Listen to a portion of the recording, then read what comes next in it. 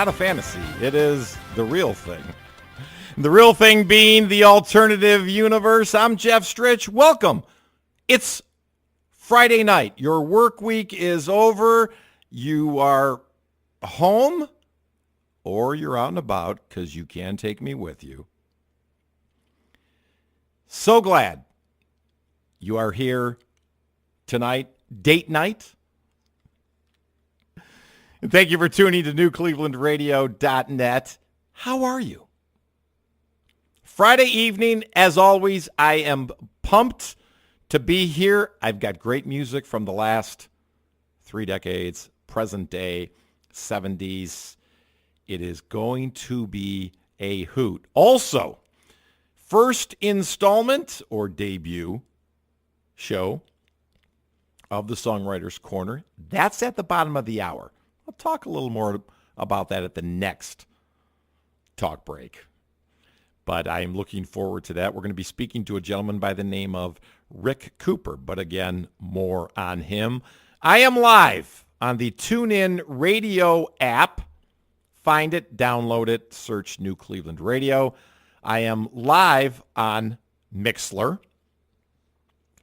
I can be heard on the newclevelandradio.net website and the Facebook page New Cleveland Radio. I know you're tuned in, but you're sitting at home thinking, I really want to talk to him or communicate with him. Well, you can. On social media, on Twitter, at jstrich1625, and on Facebook, Jeff Strich, wherever you are. Thank you for joining me. As always, a pleasure to be coming through your computer speakers or your device speakers or whatever you happen to be listening on. I'm Jeff Strich, living, not dying, but living in the alternative universe on a Friday evening. Thank you for joining me. The station that you are tuned to, where my voice is coming out of. We are different than anything you will hear anywhere else, not just by the music we play, by the talk shows, the sports talk shows, the interviews that we have. We are the alternative to anything you will hear on the radio. Get it? You got that part? Now, the other part is this is the internet.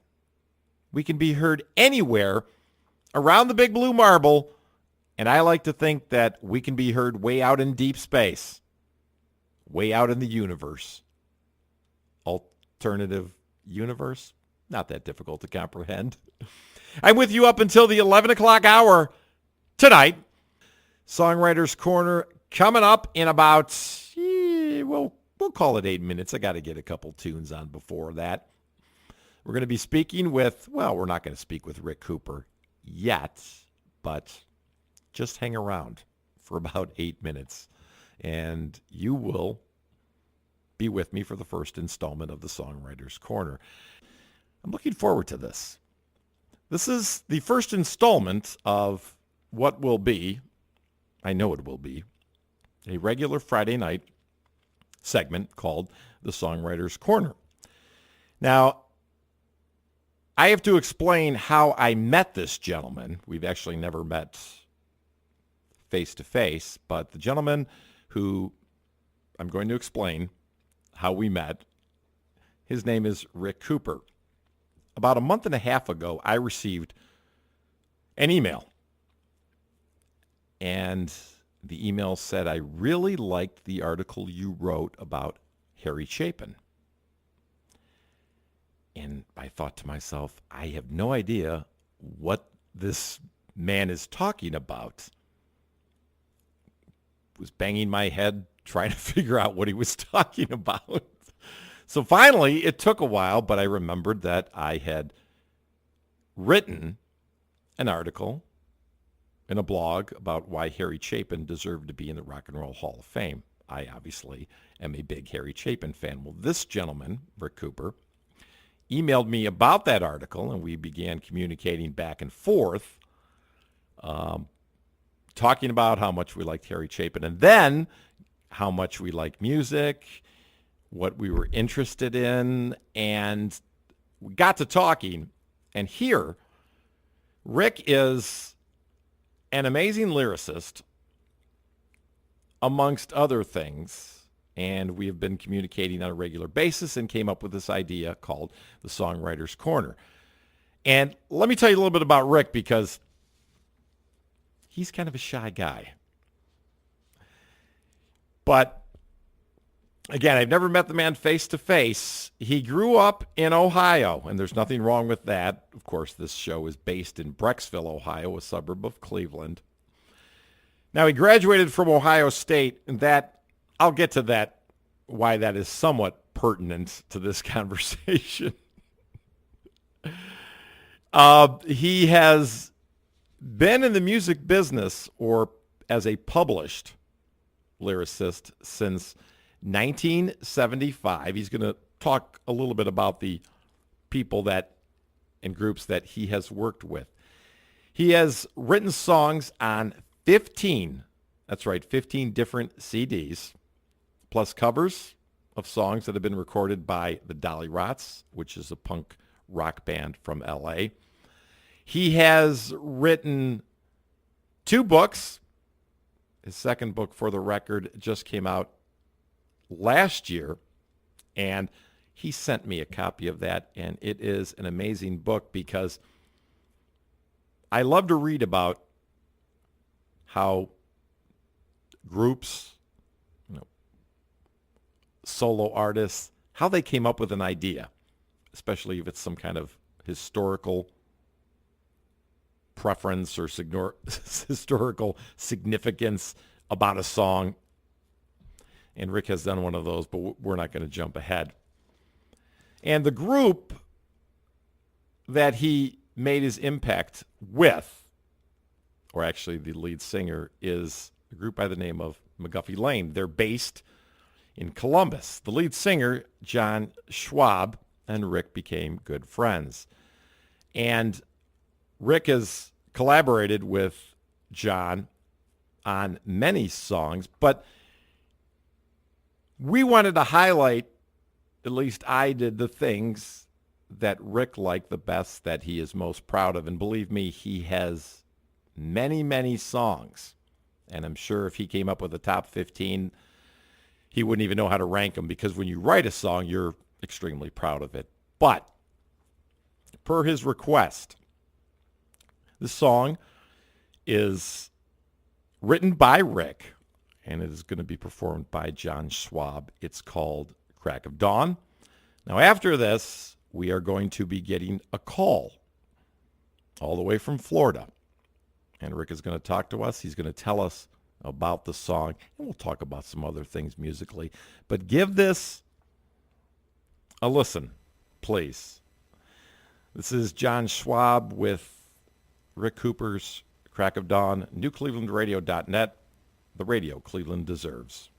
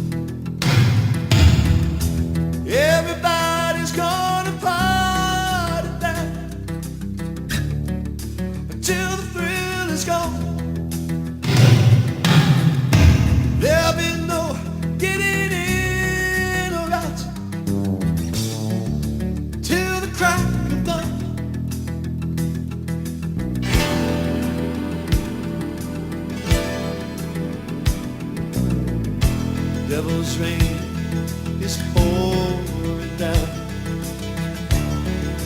upon this town tonight. How many lives will it wash away before the morning light? She's dying slow for a nickel blow. It's her only reason to hang on. She'll sell her soul and she'll pay the toll before the crack of dawn. The crack of dawn. Ooh, crack of dawn.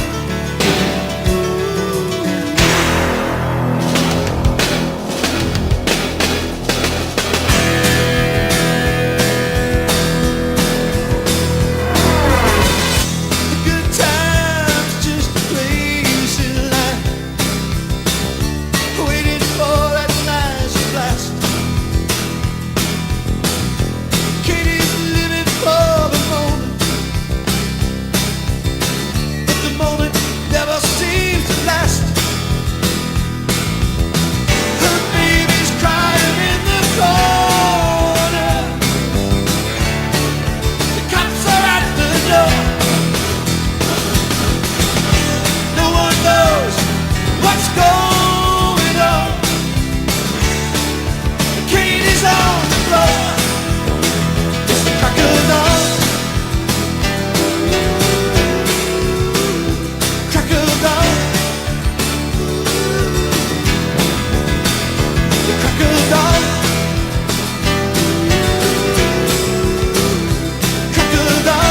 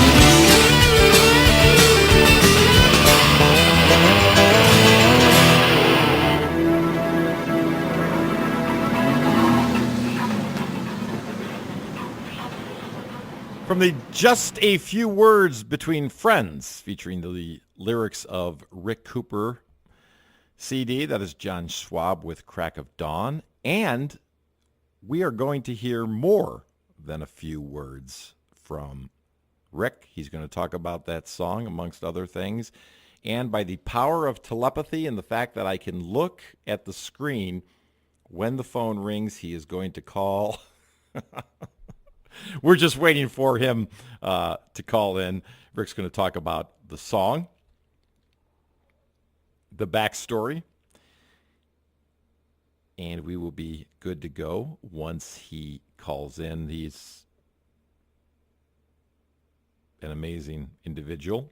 He's going to talk about a lot of things that he's done. And the name of that CD, again, is Just a Few Words Between Friends. And I have to give him a little bit of the business here. I didn't even realize if that's his car on the front of the CD with the plates that say just, I think that says Just for You. But this is the first installment of the Songwriters Corner. I just played the, here's Rick right now. I just played the song, and then we are going to talk to the man who wrote the song, and this is him, Rick Cooper. Rick, Hey, Jeff. how are you? I'm doing fine. Thanks for calling I in. was just going to leave you hanging there. That would have been funny. Well, actually, you were, because I was, Rick's going to call in. Rick's going to call Hey, in. he's going to call in. Hey, a couple things I want to say. I feel like I've spent my entire life living in an alternative universe. So it's only appropriate that our paths cross. So I think the other resident in there would be my ex-wife, because when she was married to me, she probably thought that. And the second thing is, just want to make it clear, I appreciate that you attributed Crack of Dawn, the writing of Crack of Dawn, entirely to me. I'm strictly a lyricist, and John Schwab wrote the melody and changed a few words, wrote a line in there, so strictly a lyricist. And I would be amiss if I would not say a couple of things. People who are familiar with McGuffey Lane and John Schwab only through McGuffey Lane, and if they've never heard Crackin' On, that was probably a big shock to them, because McGuffey Lane has been around a long time as a country rock band, and that was not country rock. And I want to give a quick shout-out to lead guitar player Mike Nugent, who was absolutely fantastic. Jeff Kayampa playing fretless bass, background vocals by J.D. Blackfoot. So anyway, I'm here. I'm at your disposal. How long, I know McGuffey Lane has been around for a while, but you've been friends with Rick for a long time. How did you two come to meet? John, my nephew, Corey Cooper, was working at Buzzard's Nest, a record store in Columbus, and he was a big McGuffey Lane fan. I had never met John, and like everybody in Central Ohio and certainly the Midwest, at that time they were really hot, was a big McGuffey Lane fan, and I'd heard them in concert, but had never actually met John. And my nephew Corey crossed paths with John one day, and he said, "Hey, my uncle writes songs. You two should get together." And John got offers like that. People wanted to write with him all the time, and he always blew them off. But for some reason, he gave my nephew, Corey, his home phone number. Corey gave it to me. I called John. We got in touch. I sent him some lyrics. He liked what I'd written in the past. And it just so happened that he was about to step away from McGuffey Lane, and he had signed a recording contract with a new record company in Columbus called Sasapa Record Company, to do a solo Midwestern rock and roll album, like in the vein of John Mellencamp and Bob Seger. And John had always written country rock songs, so he was kind of ready for some new material, and that was just like perfect timing for me, because I had been writing country songs, and that was never in my heart. I was always a rock and roll guy, but my first songwriting partner was country, so since I can't write melodies, I have to write what my partner writes. And so I was ready to write some rock songs, and John was looking for some, and so we got together, and I think we wrote some good songs together. And what is the backstory behind Crack of Dawn? In the mid-'80s, the late '80s, I'm sure you remember, crack cocaine was epidemic. It was a huge problem. It remains obviously a problem today. I think we're dealing more with opioids and all kinds of other things, but crack was kind of like the headline drug back in the mid to late '80s, and the title came to me one time, and just the idea of a song about crack. I've said all along, if you listen to a lot of my songs, I tend to write from the dark side of the street. I'm an upbeat, happy, got a wonderful wife, family, grandchildren, and I'm blessed to be thankful for. But I empathize and see the dark side of life as well, and the people who live in that world. And so I do tend to write from the dark side of the street. So I just had an idea, Crack of Dawn. It's like, well, there's a title. Crack is a big problem now, and I'll write a song about crack. And I wrote the lyrics. I had almost all the lyrics written, and I took it over to John's house. And I can close my eyes and see this vividly. We're sitting there together, and I was fine-tuning the lyrics a bit, and he changed one of the lines and wrote the melody. And at the end of the couple hours, we not only had the song, but it turned out to be the title track to his upcoming album, which was really cool for me. And of all the songs that John and I have written together, that was the only one in which we were actually in the same room at the same time. Usually I write lyrics and send them to him. He started a couple of songs and given them to me, and I finished them, but we're never in the same spot at the same time when we write together. But on that one we were, and I remember after we finished it that day, we were both really excited because we knew we had something that was pretty good. And then the first time I heard it in the studio, I was just blown away. And a quick thing, I don't want to jump in at any time. No, I will. I'm waiting for the right time. Go ahead.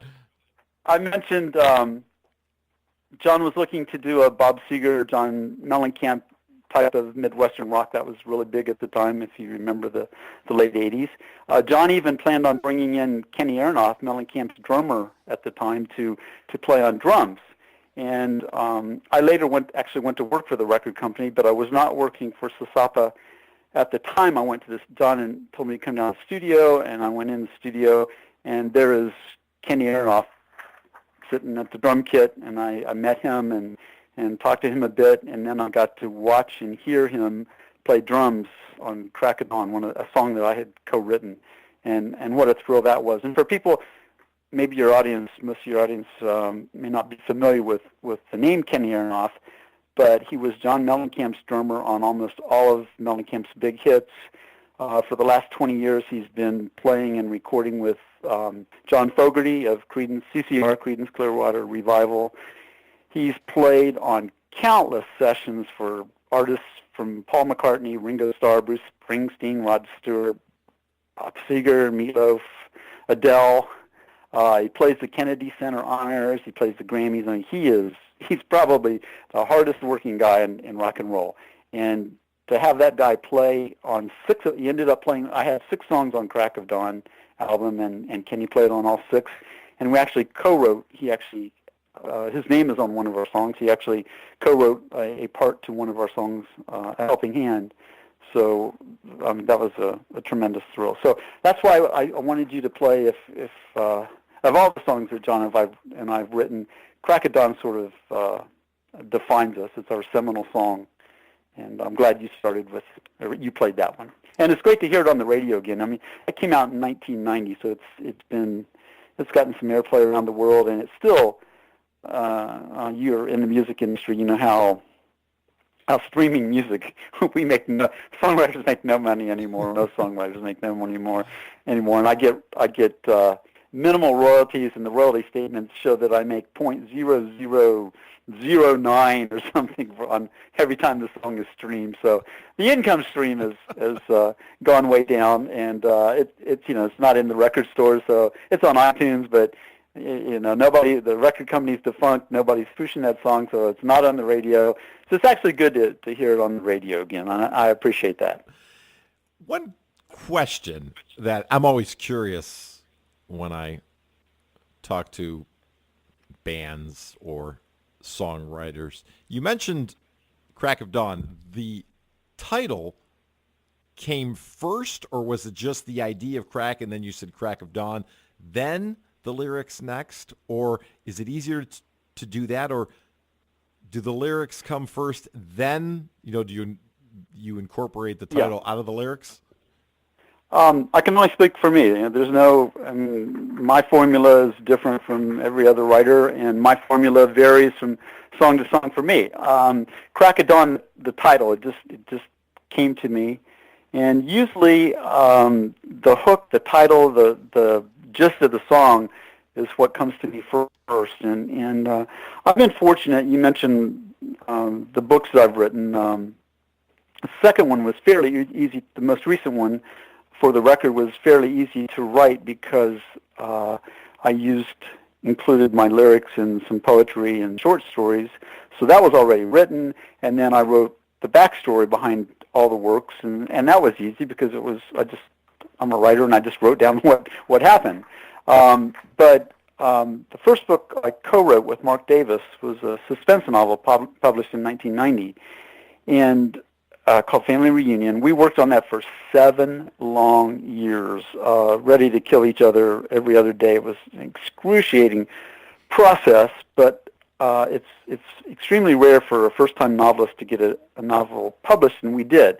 And my point is, writing novels, poetry, short stories is difficult for me, but lyrics just flow. It's like a hook comes to me, and I mean, I've written songs in 10 minutes, 15 minutes that have been recorded. That, I mean, they were good enough to be recorded. It's just something that just comes out of me.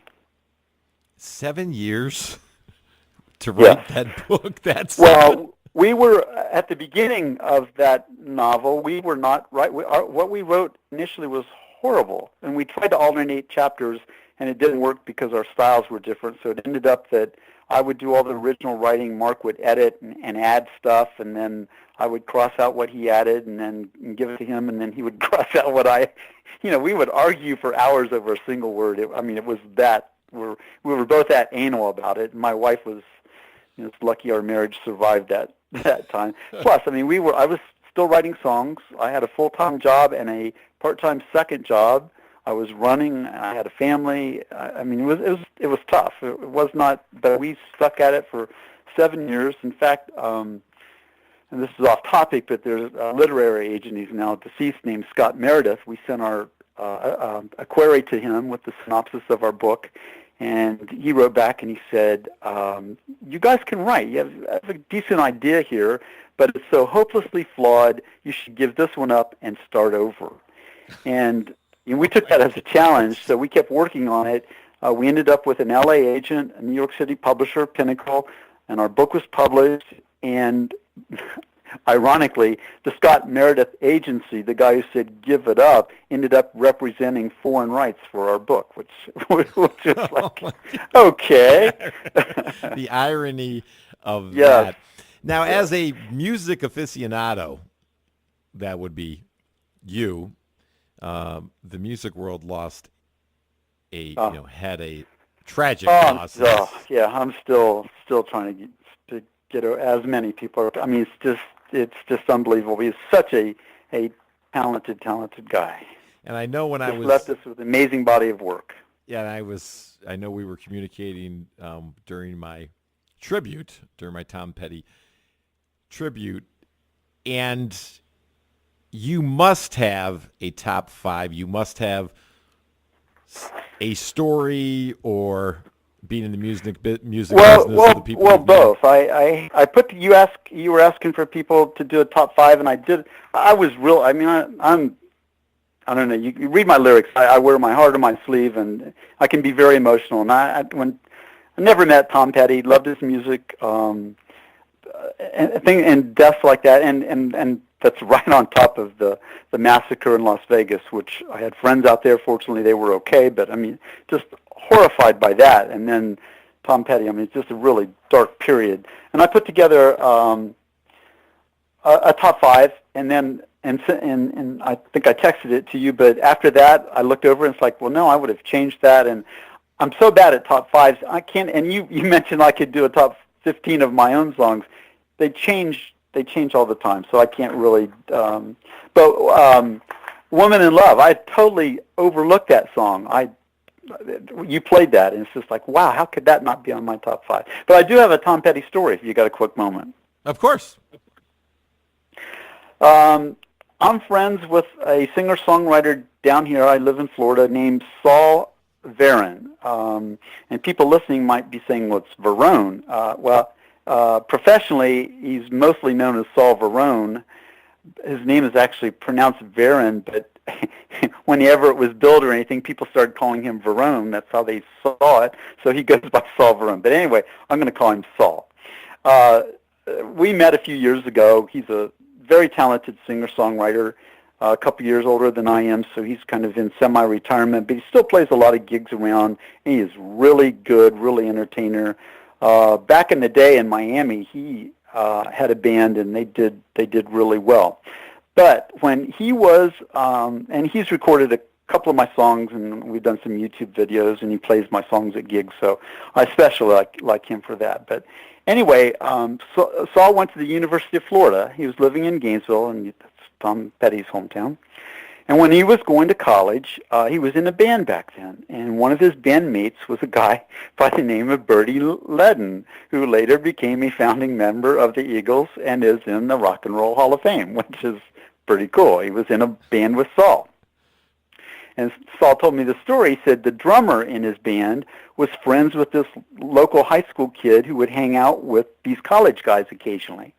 And the kid was just learning his rock and roll chops and everything. And while there's no way to know for sure, it's not a stretch to think that if the college band had asked this high school kid to join the band, he probably would have.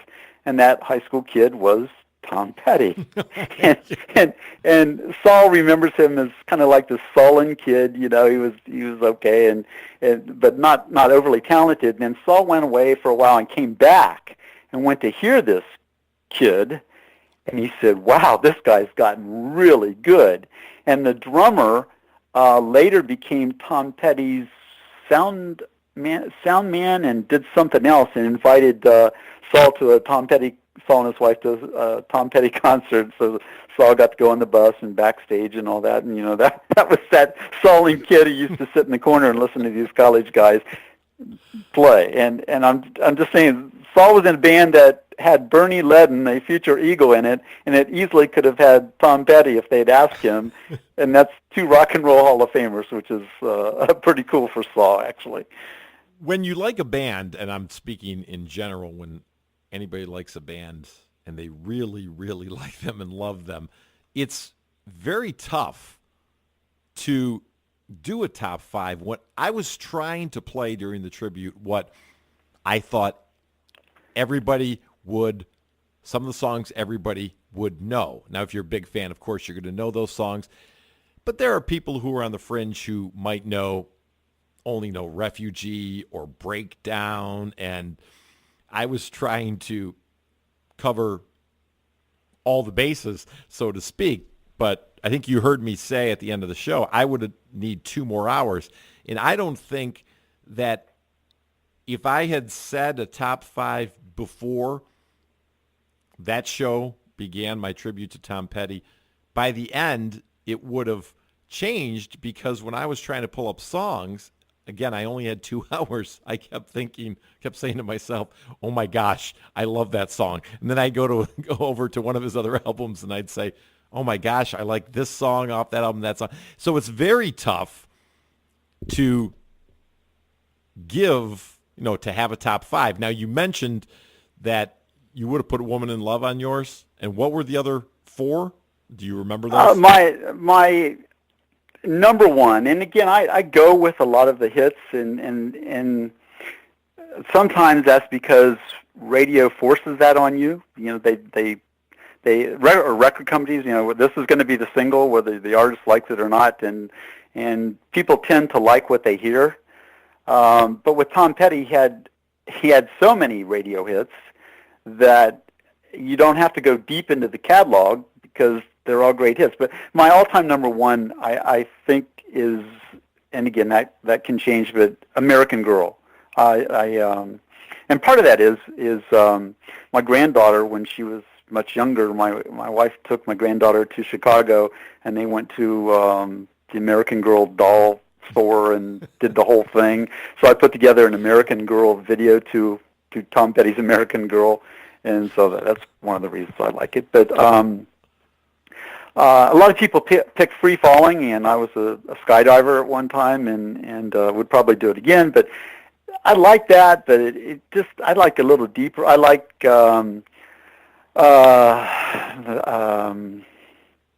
Waiting, Don't Come Around Here No More.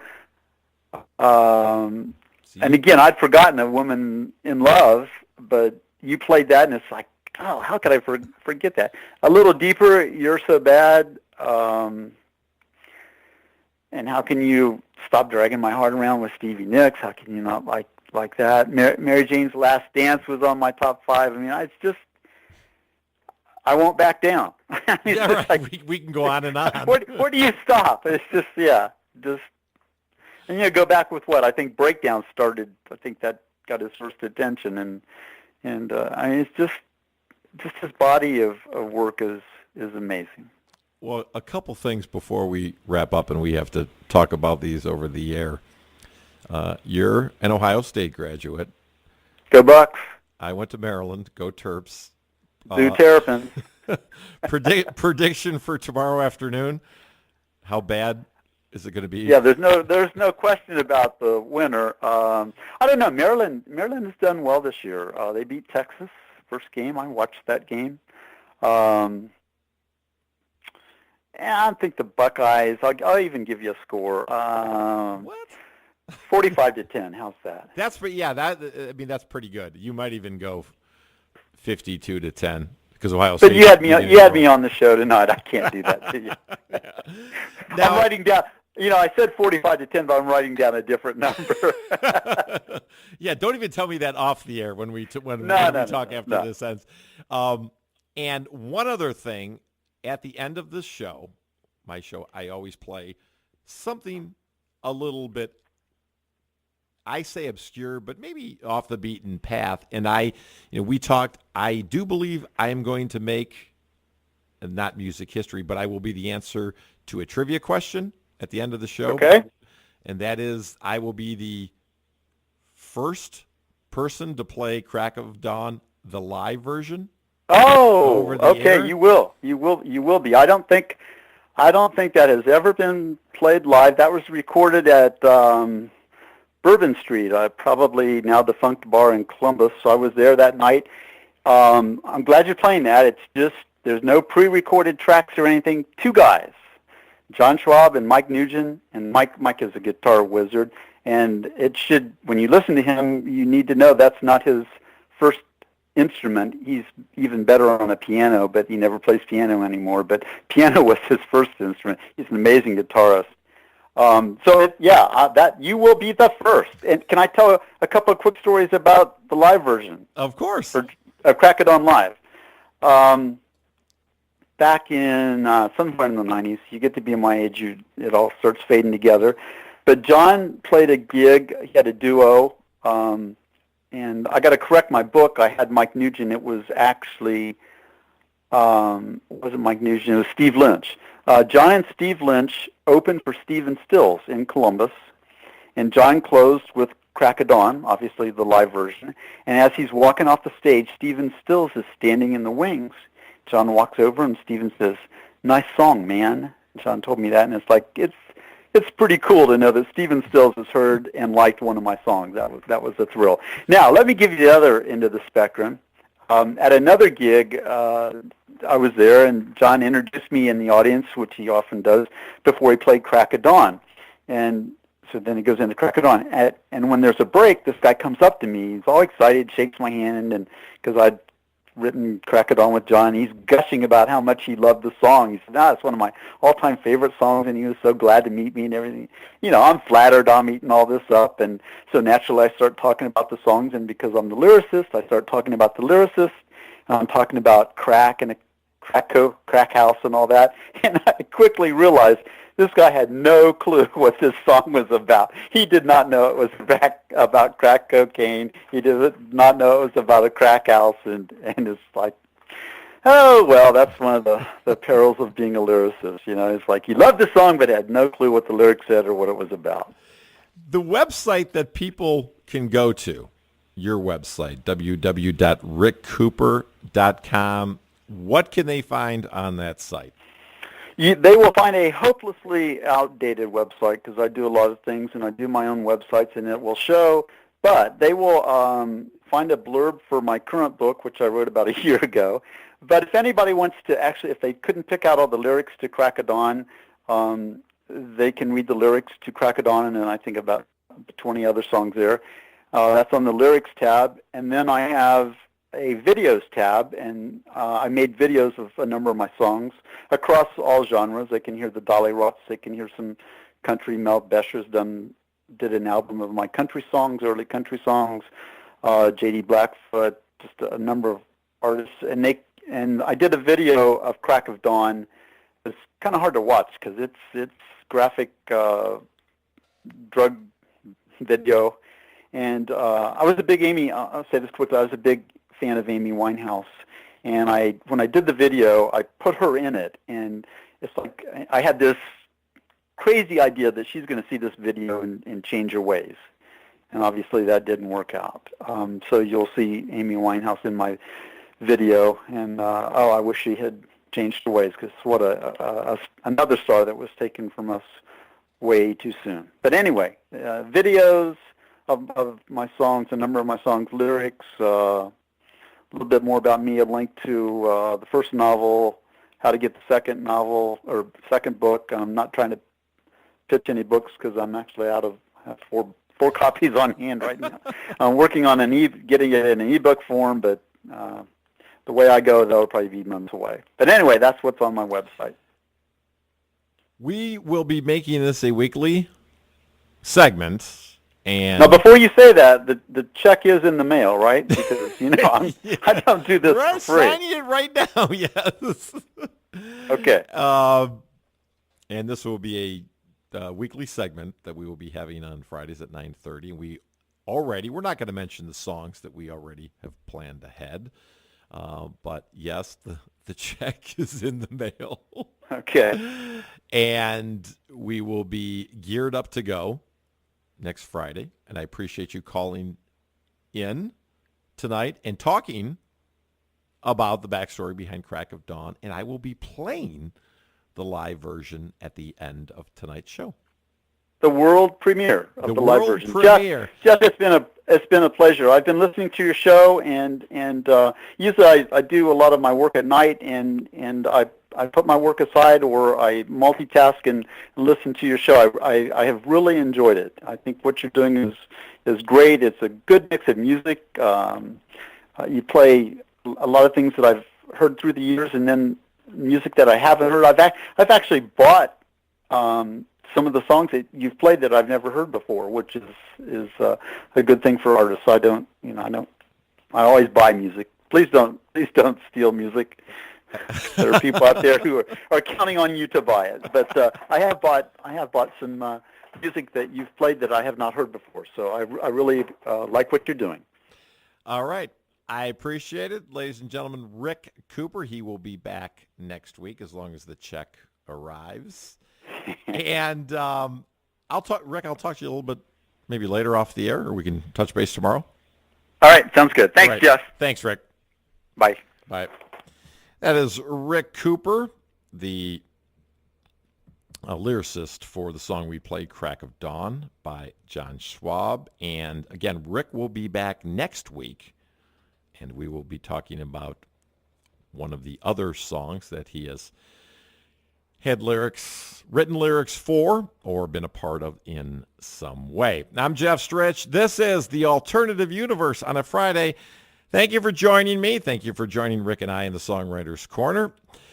I hope you're having a great night wherever you happen to be. Hey, social media, it's important. It's big. It's a way to interact. You can with me on Facebook, Jeff Strich, and on Twitter at jstrich1625. You may use the request line to, guess what, request songs. 440-922-6431, 440-922-6431.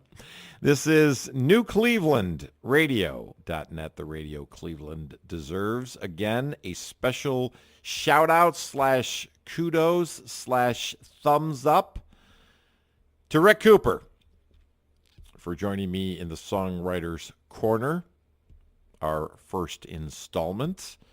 And we will be hearing from Rick next week. So let me know how you felt about that. And you may do so on Facebook, Jeff Strich, and on Twitter at jstrich1625. You can also request on there. You can tell me about my haircut. You can do any number of things as long as you keep it somewhat nice. I'm with you up until the 11 o'clock hour tonight. And this show will be replayed tomorrow morning at 7 a.m. And you can hear the interview with Rick / the Songwriters Corner. Again, right at about 7:30, depending on where you're located in the country, since we can be heard anywhere around the world. And that will go until 9 a.m., the show, on iTunes, SoundCloud, the newclevelandradio.net website, and the New Cleveland Radio Facebook page. You can also tweet the station at New Cle Radio. I'm heading out, but as promised, I am part of a trivia question. Actually, I'm probably a part of many, but at least for tonight musically, tonight's Songwriters Corner, the first installment or debut, we played John Schwab's Crack of Dawn. That had help written by Rick Cooper, my guest in the Songwriters Corner tonight. And we are going to leave tonight's show with Crack of Dawn, but the live version. See how I kind of bookend that? I went to college for that. It actually paid off. Have yourselves a great night. Be safe, be happy, be proud. Go Terps, even though, let's not get into that right now. I'm Jeff Strich. Thank you for joining me here in the alternative universe. I will catch you. You will hear me tomorrow night at 8 p.m. Peace.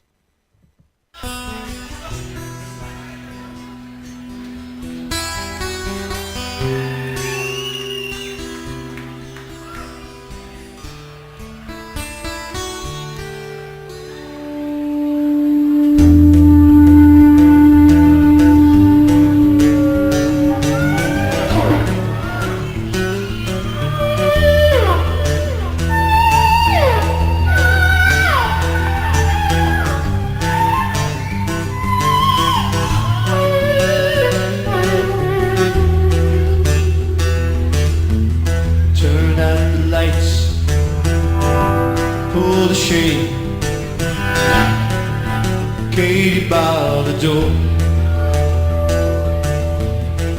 set the traps, get the blades, somebody find the 44.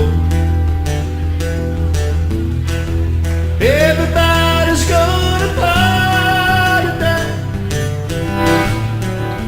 till the thrill is gone.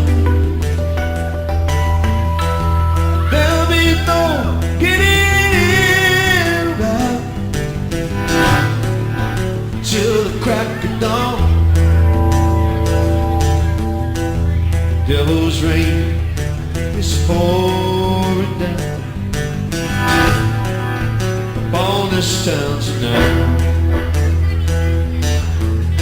How many lives will it wash away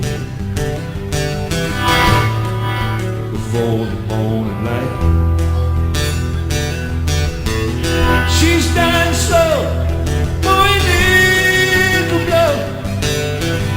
it's her only reason to hang on.